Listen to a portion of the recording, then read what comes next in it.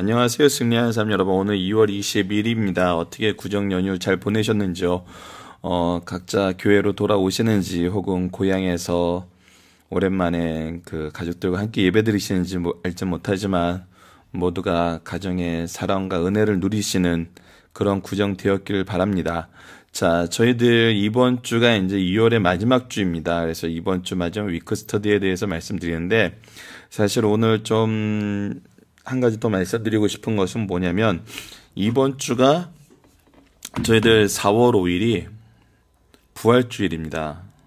그래서 저희들 엄밀히 말해서 오늘 2월 22일이 바로 사순절의 시작을 알리는 날입니다. 그래서 앞으로 40일간 저희들 예수님의 고난을 생각하면서 이 고난을 생각하기에 앞서 우리가 창세기에서 배웠던 하나님의 창조의 섭리, 이유, 그 안에 있는 사랑, 또 그 신적 기관으로 주신 가정과 교회, 그 안에 주신 언약, 또 언약을 죄로 인해서 무너졌던 이 언약을 갱신하는 이 모든 것, 저희들이 이 모든 것을 보고 배웠는데 그거의 가장 핵심은 바로 창세기 1장 1절의 말씀이 나에게 진실로 믿어지냐입니다. 이것이 믿어지는 것은 굉장히 큰 은혜입니다. 그리고 이것을 믿게 하시기 위해서 주신 것이 바로 저희 창세기 말씀인 것이죠.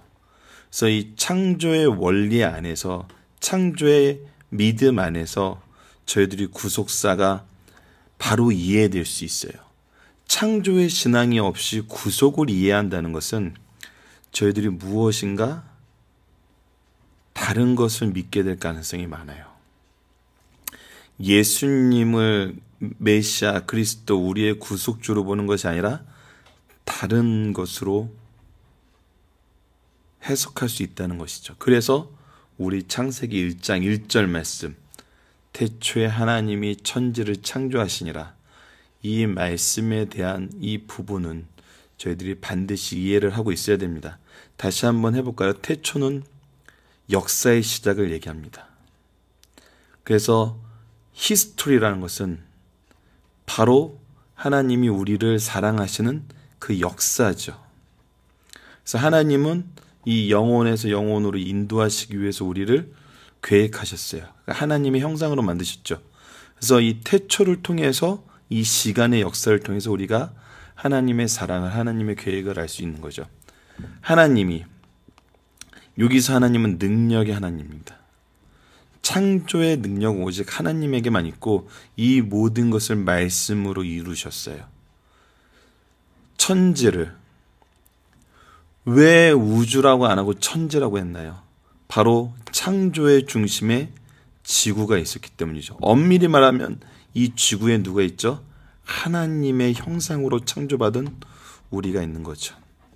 죄로 인해서는 이것이 구속사의 주인공, 사명자가 되죠. 창조하시니라. 이것은 누구만이 할 수 있는 거예요? 바로 하나님만이, 능력의 하나님만이 할 수 있는 유일한, 하나님만이 하실 수 있는 일인 거예요. 창조라는 것은. 그래서 태초에 하나님이 천지를 창조하시니라, 이 말씀에 대한 바른 믿음 안에서 우리가 구속을 받아들일 때 바로 이해할 수 있어요. 그래서 이 창조의 신앙은 너무나 중요합니다. 창조를 바로 이해하고 증거할 수 있고 이것을 적용할 수 있는 것은 매우 중요합니다. 이 창조의 사랑, 창조의 내용 안에 무엇이 있었죠? 바로 하나님의 사랑이 있었어요. 그래서 하나님의 창조를 증명하는 방법은 뭐예요? 바로 하나님이 태초에 보여주셨던 이 사랑이 지금 현재 하나님이 주신 신적 기관이 가정과 교회에서 여전히 이루어지고 있다면 이것이 창조가 사실이라는 증거가 되는 것이죠. 이 창조가 사실이라는 이 성경적 증거 방식에 대해서 왜 과학적으로는 할 수 없는지는 저희들 나중에 특강을 통해서 더 자세히 알아보도록 하겠습니다. 그때 보강을 하도록 하죠. 하지만 너무나 분명한 거 한 가지는 하나님이 가르쳐 주신 성경의 방법이 있다는 것이죠. 그것이 지금 현재 우리의 삶 속에 여전히 적용되고 이루어지고 있어요. 그래서 하나님이 창조주이신과 하나님이 구속주이신과 하나님이 우리에게 주신 언약을 우리가 이 언약의 신실함을 믿을 수 있는 것이죠. 자, 항상 저희들 그림을 하나씩 설명을 했는데 이번 주도 그림을 하나 이제 소개하도록 하겠습니다. 특히 이번 주는 이제 이 사순절의 시작이기 때문에 저희들 보통 예루살렘 올드시티에 방문하면은 많이 가는 곳이 비아 돌로로사죠. 예수님의 그 순환의 그 길을 따라가는 거예요. 이것이 이제 뭐 여러 가지 이제 뭐 부작용도 있고 또 이 워낙 이 예루살렘의 그 복잡함 속에서 이 영적인 의미를 바로 받아들이는 건 굉장히 어려운데 저는 이 사진을 한번 소개해 주고 드리고 싶었어요. 이거는 이 비아 돌로로사가 시작되는 첫 지점 안에 여러 가지 이제 인형들로 만들어진 조형물들 중에 그 벽면에 새겨져 있는 문양이에요. 이 문양을 보시면은 가시면류관이 있죠. 그리고 십자가가 있어요. 그리고 사슬이 있습니다. 이것은 어떤 것을 의미하냐면 예수 그리스도는 인류의 왕으로 오셨어요. 실제 왕이시죠. 창조주 하나님이시니까. 하지만 고난의 왕으로 오셨어요. 성김을 받기 위해서 온 게 아니라 성기로 오시고 고난을 받으러 오셨어요. 무엇을 위해? 우리의 대속인 십자가의 구원의 완성을 위해, 즉 우리 대속을 위해, 구속을 위해 오셨어요. 그리고 이것을 이루셨어요. 이루셔서 어떻게 했어요? 바로 죄의 사슬을 끊으셨어요. 그래서 우리가 죄에서 자유롭게 되고 구원을 얻게 되고 하나님의 교제가 회복되는 것이죠. 자, 이 문양은 참 좋은 것 같아요. 이 의미를 잘 표현한 것 같아서 저희들 성화로 표현되는 것보다 어쩌면 성화는 약간 우리가 조심해야 될 부분이 있어요. 왜냐하면 중세시대에 이 성화를 우상화하고 이것을 가지고 있어야지 믿음이 좋고 구원을 얻는다는 이런 잘못된 믿음 사조가 있었기 때문에 종교 개혁자들은 이 성화에 대해서 굉장히 민감했던 시기가 있었거든요. 그래서 우리도 이것을 우상화하는 것은 굉장히 조심해야 돼요. 하지만 저는 때로는 이렇게 학습적인 부분에 우리 신앙을 이렇게 표현하는 부분에 대해서는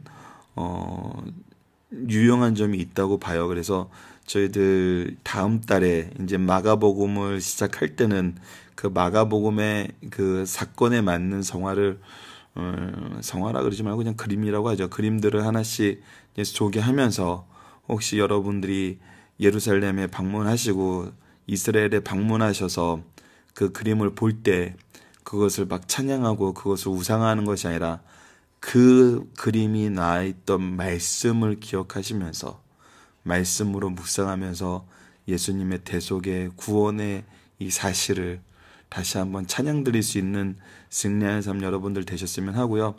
혹은 또 이게 가지 못하는 분들은 이 화면을 통해서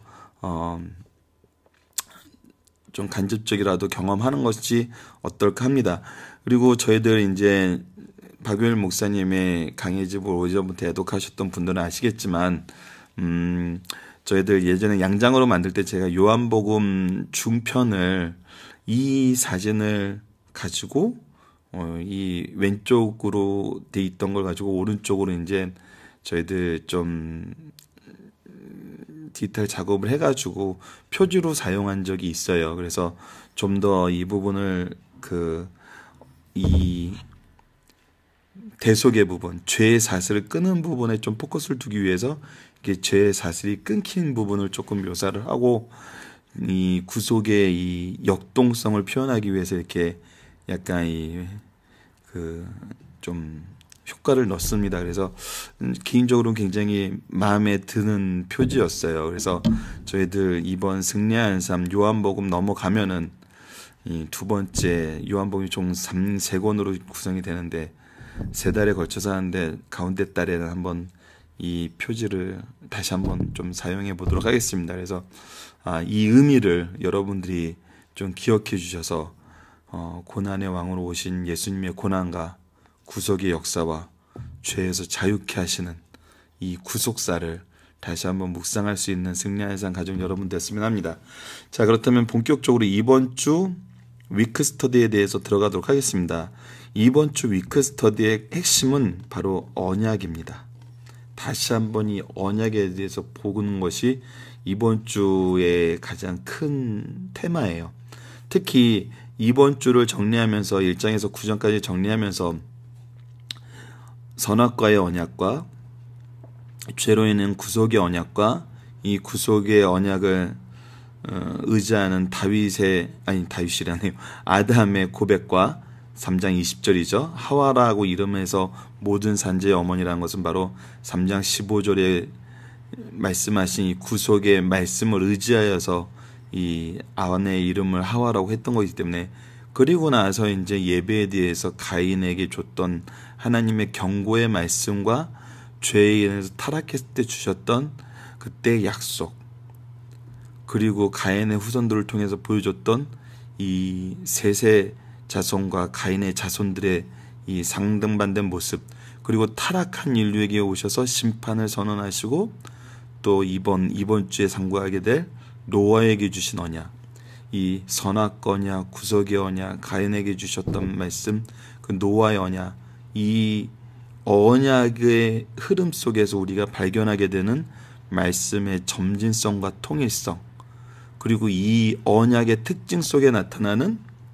우리가 로마서에서 배웠던 하나님의 의, 이 하나님의 의가 가지고 있는 하나님의 사랑의 그 놀라운 깊이, 방법, 그리고 이 언약을 또 주시는, 이 언약을 의지하고 살면서 이 언약을 계승하는 노아의 삶, 구속사의 능력이 있는 일꾼들의 삶, 즉 셋의 계보를 통해서 우리가 이미 확인했던 이 구속사의 능력 있는 일꾼까지, 이 내용을 이번 주에 저희들 확인하는 것이 가장 중요한 내용입니다.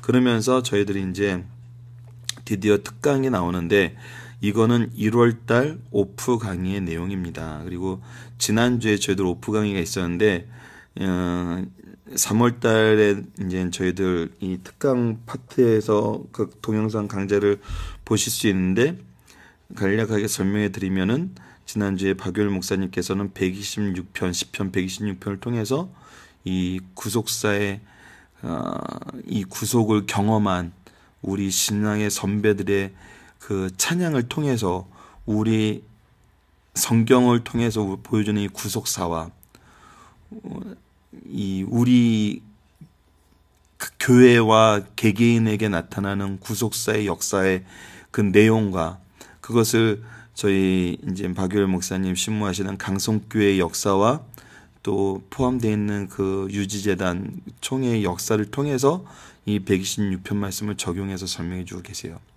이것은 굉장히 중요합니다. 우리가 이 구속사적인 역사관을 가지고 있지 않으면은 이 말씀이 우리에게 어떻게 적용되는지 알 수가 없어요. 그래서 노아 때처럼 심판이 왔는데도 불구하고 여전히 장가들고 시집가고 일하면서 하나님의 말씀에는 집중하지 못하는 이런 삶을 살 수 있거든요. 그래서 이 역사관에 대해서 설명을 해주고, 김천수 목사님께서는 이 죄의 문제에서 얘기해주면서 선택과 유기에 대해서 설명을 해주고, 그 구조에 대해서 간략하게 다시 한번 설명을 해주세요. 그래서 이 구조를 나눴을 때 잘못 이해하고 잘못 나눴을 때 잘못 적용되는 사례까지 얘기하시면서 저희들 본문 중에서도 그런 위험성이 있는 부분이 있으셔서 한번 다시 짚어주셔서 굉장히 좋았습니다. 그래서 이 강좌는 저희들 3월 오프 강좌에 있는 그 날에 저희들 업로드 될 예정이고요. 앞으로는 저희들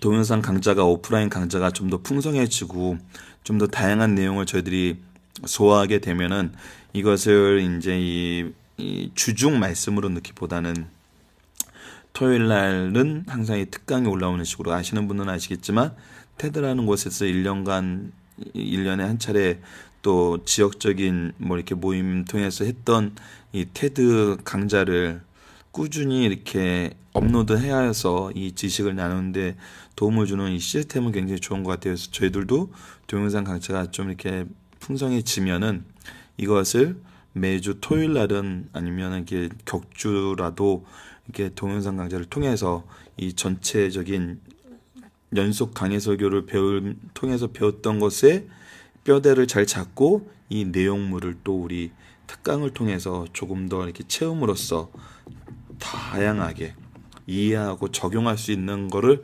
준비를 하고 있습니다. 그래서 여러분들 이 부분에 대해서도 이제 좀 많이 기도해 주시고 또 동참해 주시고 또 의견을 많이 제시해 주시면 저희들 열심히 준비해 보도록 하겠습니다.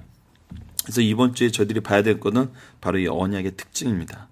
조금 전에 설명했던 대로 선악과의 언약, 2장 전체에 나와 있는 이 언약을 우리가 우선 알아야 되죠. 안식일과 가정과 교회와 이 선악에 왜 우리와 언약 관계를 맺으셨는지 우리 2장을 통해서 확인하실 수 있어야 되는데 이 부분은 주중에 다시 한번 저희들 복습하는 시간을 갖도록 하겠습니다. 그리고 타락 이후에 주었던 우리 구속의 언약, 새로운 갱신이 일어나게 되죠. 그리고 이것을 의지했던 아담의 믿음, 그리고 나타나는 이 언약의 특징, 말씀으로 대변되고 제사로 대변되는 예배의 제도, 그리고 사명, 이 구속사를 이어가는 이 언약이 어떻게 연결되어서 노아 시대까지 왔고 노아의 가족 셋의 계보를 통해서 나타났던 이 구속의 말씀들, 이것을 우리가 이제 좀 정리를 해볼 수 있어야 돼요. 그래서 연결돼서 이 연결된 내용을 우리가 이해할 수 있어야 되거든요. 그래서 이것을 우리가 한번 정리를 해보면은 그때 비로소 우리가 무엇을 깨닫게 되면 강해 설교를 통한 이 강해 설교가 주는 유익을 얻을 수 있어요. 특히 우리가 지금 하는 거는 연속 강해 설교예요. 연속 강해설을 통해서 배우게 된 말씀의 이 풍요로움과 감사함은 정말 너무 좋아요. 그래서 이 연속 강해 설교를 통해서 창세기를 배운 다음에 우리가 얻게 된 유익은 무엇인지, 우리의 창조신앙과 신적 기관인 가정과 교회의 모습과 또 죄의 특징에 대해서 우리가 어떤 깨달음을, 어떤 그 지식을 얻게 됐는지 우리가 이것을 한번 정리를 해보고, 그리고 나면 우리가 무엇을 할 수 있냐면 창조를 부인하는 자들에게 우리가 보일 증거를 담대하게 전할 수 있게 돼요. 이것이 이제 저희들이 말씀을 이렇게 연구하게 된 결과이거든요. 근데 이거에 또 어떤 의미가 포함되어 있냐면, 창조를 부인하는 자들에게 우리가 보일 증거가 있다는 것은 무슨 의미냐면, 아직 창조를 모르는 사람에게 가르칠 수 있는 내용을 우리가 갖게 된다는 거예요. 어떤 면에서 이것이 너무 중요하죠. 왜죠? 바로 우리 자녀와 제자들이 아직 모를 수 있거든요. 이건 저절로 알게 되는 게 아니에요. 우리가 2달 동안에 공부하면서 얼마나 많은 것을 깨닫게 됐어요. 이것처럼 우리 자녀들도 저절로 깨달을 수는 없어요. 우리 자녀들이 2가지로 빠질 수 있어요.